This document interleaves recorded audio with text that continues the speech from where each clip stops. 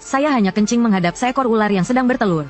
Dia malah meminta saya menjadi ayah bagi anak-anak ularnya. Dia bahkan bilang bisa mencari beberapa teman perempuan untuk menghangatkan tempat tidur saya. Begitu saya hendak menyetujuinya, dia langsung bilang sedang bercanda. Saya tiba-tiba sadar bahwa saya bisa mengerti apa yang dia katakan. Setelah kejadian ini, barulah saya tahu bahwa saya adalah seorang pembicara ular. Sejak saat itu, saya sering naik gunung untuk berbicara dengan ular. Tanpa sadar, saya menjalin banyak persahabatan dengan ular. Saya ini orang bodoh yang diintimidasi penduduk desa, hanya bisa menyeringai bodoh. Dibandingkan bergaul dengan manusia, saya lebih suka berkomunikasi dengan ular.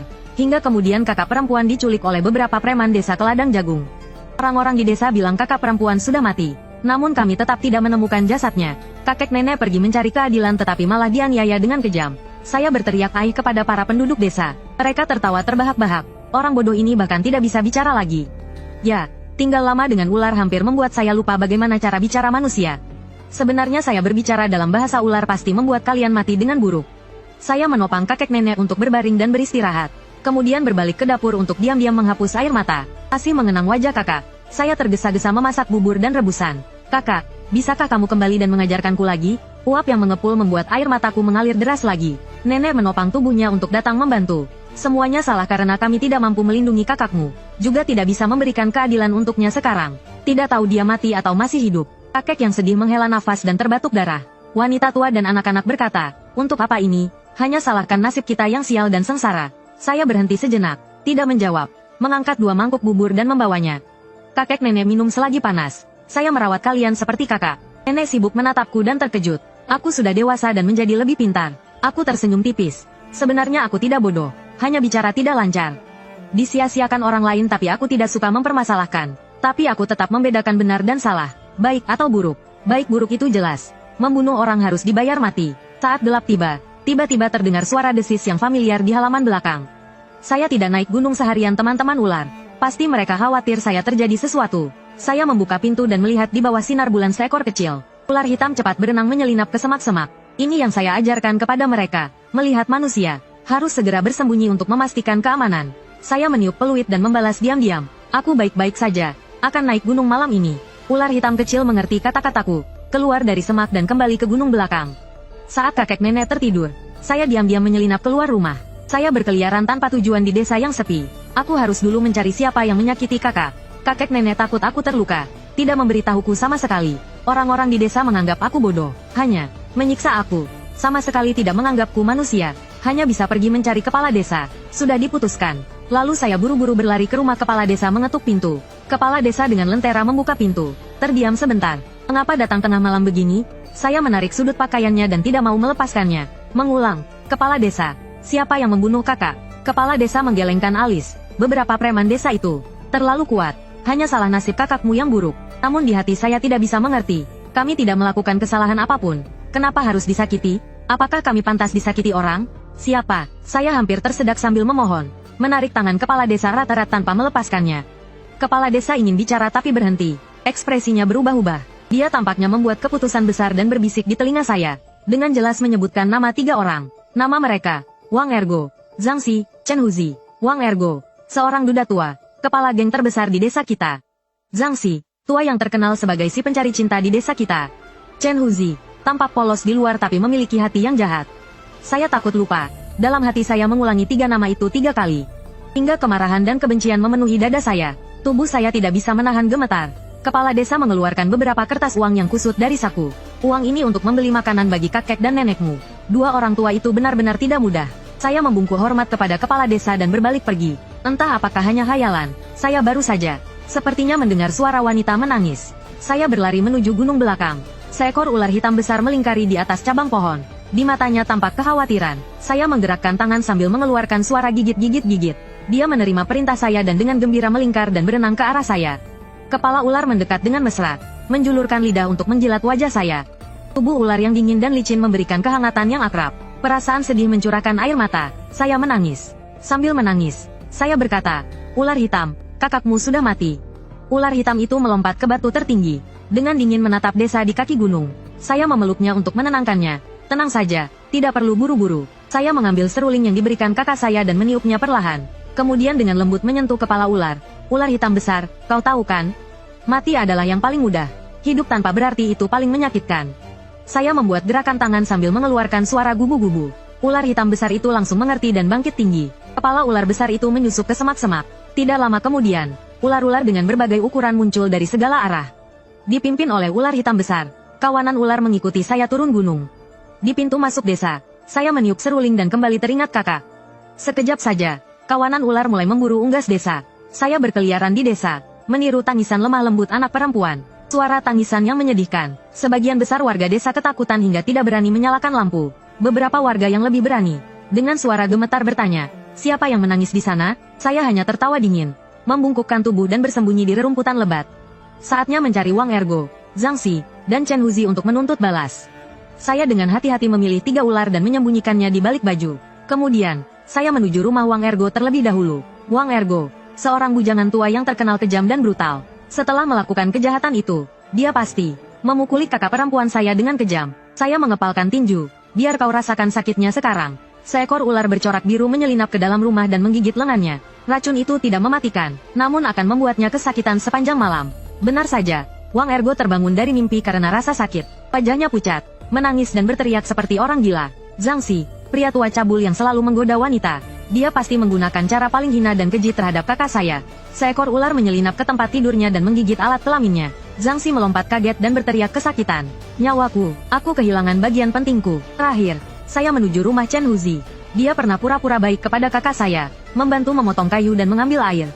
Namun ternyata, dia adalah serigala berbulu domba. Seekor ular berbisa menyemburkan racun berwarna ungu gelap, menciptakan ilusi menjadi kakak saya, mencekik leher Chen Huzi dengan wajah yang menyeramkan meminta nyawa. Chen Huzi menjerit ketakutan hingga wajahnya berubah pucat, dan akhirnya pingsan karena ketakutan. Namun dibandingkan dengan luka yang dialami kakak saya, ini belum cukup. Malam ini hanya hadiah pembuka. Pertunjukan besar akan terjadi saat pagi tiba. Di tengah malam, kawanan ular kembali ke gunung sesuai perintah saya. Saya pun kembali ke rumah, memikirkan rencana balas dendam untuk keesokan harinya. Saat fajar menyingsing, desa dipenuhi suara tangisan dan keluhan. Kepala desa mengatur orang-orang untuk memukul gong, mengumpulkan warga di alun-alun desa. Saya tersenyum puas dan bersiap membantu kakek nenek menuju alun-alun desa. Tiba-tiba, saya merasakan sesuatu menarik ujung celana saya. Saya berbalik dan melihat seekor ular putih kecil. Dia memberitahu saya bahwa ular hitam besar memiliki temuan penting. Saya diam-diam memasukkan ular putih kecil itu ke dalam lengan baju. Saya memberitahu kakek nenek untuk menunggu sebentar sementara saya mengambil sesuatu. Tidak lama kemudian, saya kembali dan kami melanjutkan perjalanan menuju alun-alun desa. Di alun-alun desa, para warga telah berkumpul sejak pagi. Mereka saling berbisik satu sama lain. Melihat keluarga kami datang, warga desa langsung mundur seperti melihat wabah.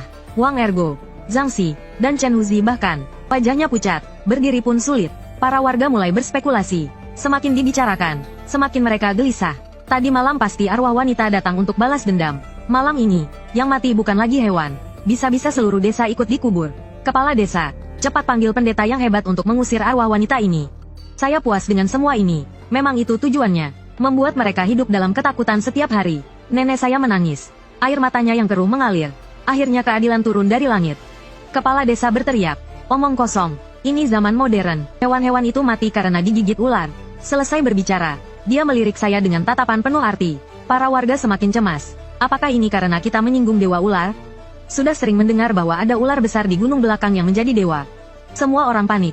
Hanya saya yang tetap tersenyum dengan tenang. Tiba-tiba, saya melihat kepala desa tampaknya memberi sinyal kepada 3 pembuat onar itu. Saat itu, Wang Ergo, Zhang Xi, dan Chen Huzi mendekati kami. Wang Ergo, yang paling sedikit terluka, berkata kepada kami, apakah ini perbuatan kalian? Cepat katakan. Saya melangkah maju dan menatap Wang Ergo dengan tajam. Mereka kembali sadar dari kebingungan dan kecemasan, dan kembali menunjukkan sikap kejam mereka yang biasa. Tinju keras Wang Ergo menghantam saya seperti hujan. Sambil memegang kepala saya, dia berteriak, kamu, orang bodoh bau, masih berani melawan saya, kakakmu, kami yang melakukannya. Apa yang bisa kamu lakukan? Chen Huzi menendang perut saya, membuat saya langsung memuntahkan cairan asam. Zhang Xi, yang kehilangan alat vitalnya, terlihat seperti orang tanpa harapan. Melihat saya dipukul, dia menjadi bersemangat kembali. Dengan kejam memerintahkan, bunuh dia, kakek dan nenek saya sangat khawatir. Gemetar ingin membantu saya, mata saya memerah, hampir kehilangan kendali. Namun, untuk pertama kalinya, kepala desa berteriak, hentikan, jangan buat keadaan semakin buruk. Berhenti sekarang, bukankah kekacauan ini sudah cukup? Para warga juga takut, berpikir ini adalah kakak saya, yang kembali sebagai arwah wanita untuk balas dendam. Dengan sikap berubah total, mereka berkata, Jangan pukul dia lagi. Jangan sampai membunuhnya. Dulu, setiap kali keluarga kami diintimidasi, kalian hanya menonton tanpa peduli. Tapi begitu nyawa kalian sendiri yang terancam, kalian mulai berpura-pura jadi orang baik. Saya tertawa kecil, merasa seperti berada di neraka dunia. Wajah kalian berubah hanya karena takut mati. Wajah asli kalian adalah sekelompok iblis yang menari, hari demi hari menikmati kesenangan dari menindas yang lemah. Mata saya yang memerah memancarkan bahaya. Dari mulut saya keluar suara gulu-gulu. Itu adalah bahasa ular yang berarti mulai menyerang mangsa. Dalam sekejap, tubuh besar ular hitam turun seperti petir. Ular hitam besar berbaring di pohon, menatap marah. Di mulutnya menggigit Wang Ergo. Kemurkaan berkobar di mata saya. Wang Ergo, apakah kamu memukul kakak saya? Wang Ergo dengan bibir bergetar menjawab dengan bingung. Dia melawan, jadi saya memukulnya. Saya mengerutkan kening, menahan sakit di hati, mendengarkan dengan sabar. Saya memukulnya, hampir membunuhnya. Wang Ergo tidak berani menyembunyikan apapun lagi, menjawab dengan gemetar. Akhirnya dia menangis terseduh-seduh. Pandangan saya berubah tajam, suara gulu-gulu semakin kuat. Ular hitam besar membuka mulutnya yang berdarah. Wang Ergo menghilang di depan semua orang. Ular itu melingkar kembali dan menyerang Zhangxi dan Chen Huzi. Di bawah arahan kepala desa, warga desa bangkit dari ketakutan. Seperti burung ketakutan, mereka berhamburan melarikan diri. Zhangxi dan Chen Huzi terlihat jelas dan terbuka. Mereka juga mencoba melarikan diri. Tetapi saya menahan mereka erat-erat. Ular hitam besar menggunakan tubuhnya untuk membuat lingkaran kecil. Mengurung kami rapat-rapat. Dua orang itu lemas, jatuh terduduk di tanah. Saling memberikan isyarat dengan mata. Mereka ingin bekerja sama mendorong saya ke mulut ular. Saya tertawa kecil, membelai kepala ular, menepuknya 2 kali. Zhangxi dan Chen Huzi berteriak ketakutan, saling berpelukan. Ular hitam besar merespons, melompat melewati bahu saya dengan cepat. Detik berikutnya, ekor ular membelit Zhangxi dan mencekiknya sampai mati. Kemudian kepala ular berbalik dan menggigit Chen Huzi, menelannya dalam satu gigitan. Setelah tugas selesai, ular hitam besar dengan patuh mendekati saya. Kepalanya menekan tangan saya. Saya menepuk tubuh besar ular itu. Terima kasih telah membalaskan dendam kakak saya. Bagus, sungguh seorang pengendali ular. Ternyata, kamu yang membalaskan dendam untuk gadis itu. Kemudian tepuk tangan yang jernih terdengar. Kepala desa berdiri di samping saya, menatap saya dengan pandangan penuh makna. Kakek dan nenek saya terkejut hingga tidak bisa berkata apa-apa. Mereka hanya tahu bahwa sejak kecil saya suka bermain dengan ular. Saya adalah anak yang mereka temukan di gunung. Dan saya seorang pembicara ular alami. Ular hitam besar adalah raja ular di gunung. Juga sahabat terbaik saya. Kepala desa melanjutkan. Kamu sudah membalaskan dendam kakakmu. Berhentilah sampai di sini. Dan jangan biarkan ular masuk desa lagi. Warga desa mulai berteriak-teriak. Kepala desa, mari kita bunuh ular ini. Kepala desa tersenyum tipis, menatap tajam, mengamati reaksi saya dengan penuh perhatian. Suara saya menjadi dingin. Kepala desa, masih ada 1 orang yang belum mati. Ekspresi kepala desa langsung berubah.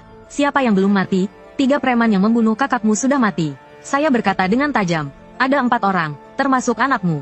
Warga desa baru menyadari bahwa di alun-alun tidak ada tanda-tanda kehadiran anak kepala desa. Dia menjadi pelindung bagi para preman, membiarkan anaknya melakukan kejahatan. Di luar tampak bermoral, tetapi diam-diam penuh kejahatan. Kamu adalah iblis terbesar di desa ini. Saya mengeluarkan uang yang diberikan kepala desa tadi malam, menggulungnya menjadi bola dan melemparkannya ke wajah kepala desa. Tatapan kepala desa menjadi kejam. Dia tertawa sinis. Lalu kenapa, kamu tidak akan pernah menemukan anak saya? Saya tersenyum tipis, dengan lembut menepuk kepala ular. Saya mungkin tidak bisa mencarinya, tetapi ular besar ini bisa. Ular hitam besar itu menjulurkan lidahnya, memberikan sinyal berbahaya. Kesombongan kepala desa langsung hancur. Wajahnya berubah beberapa kali, lalu berkata, lepaskan anak saya akan mengembalikan kakakmu. Saya tersenyum pahit. Ide yang bagus, tapi sudah terlambat. Kakak saya sudah saya selamatkan sendiri. Anakmu mungkin sekarang sudah menjadi mayat dingin. Kepala desa menjerit, kakinya lemas, jatuh terduduk. Saya tertawa kecil. Kepala desa, kalian sudah berkumpul di sini sejak pagi. Kenapa saya terlambat? Karena saya ke rumahmu. Wajah kepala desa berubah dari terkejut menjadi putus asa, lalu penuh rasa sakit. Malam tadi, suara memohon yang saya dengar di rumah kepala desa adalah suara kakak saya. Hari itu, dia diserang oleh 4 preman, dan pemimpinnya adalah anak kepala desa. Kepala desa menyebarkan rumor di desa, mengklaim bahwa kakak saya telah mati. Namun sebenarnya, dia dikurung di gudang bawah tanah di belakang rumah kepala desa. Saat kawanan ular memasuki desa, mereka melewati halaman belakang kepala desa. Ular hitam besar mencium bau kakak saya, lalu dia mengirim ular putih kecil untuk memanggil saya. Ketika kami membuka gudang bawah tanah, kakak saya sedang teringkuk di sudut, menangis dan memohon. Anak kepala desa memegang cambuk, terus mencambuk kakak saya. Setelah berhari-hari disiksa, kakak saya sangat lemah. Tubuhnya penuh luka. Saya memerintahkan ular besar untuk membunuh anak kepala desa. Sementara saya memeluk kakak saya dan menangis sejadi-jadinya.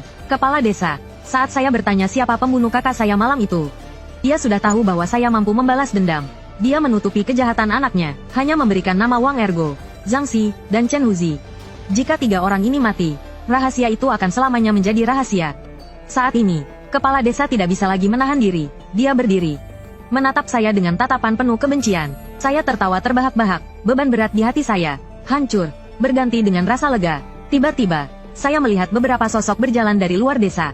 Pada saat yang sama, kepala desa membuka mulutnya. Bocah sialan. Kamu dan binatang-binatang ini, tidak satu pun akan pergi hari ini.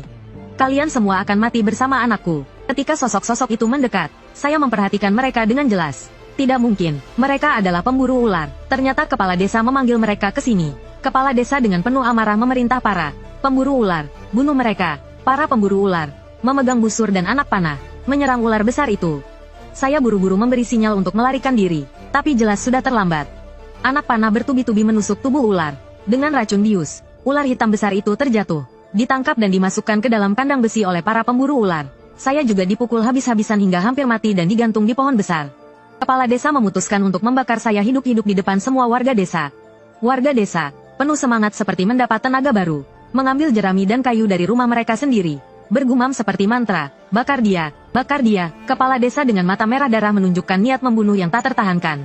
Mulut saya disumpal dengan kain sehingga tidak bisa mengeluarkan suara. Dia mendekati saya, wajahnya penuh kebencian, lalu berkata pelan, tenang saja, keluargamu akan segera menyusulmu.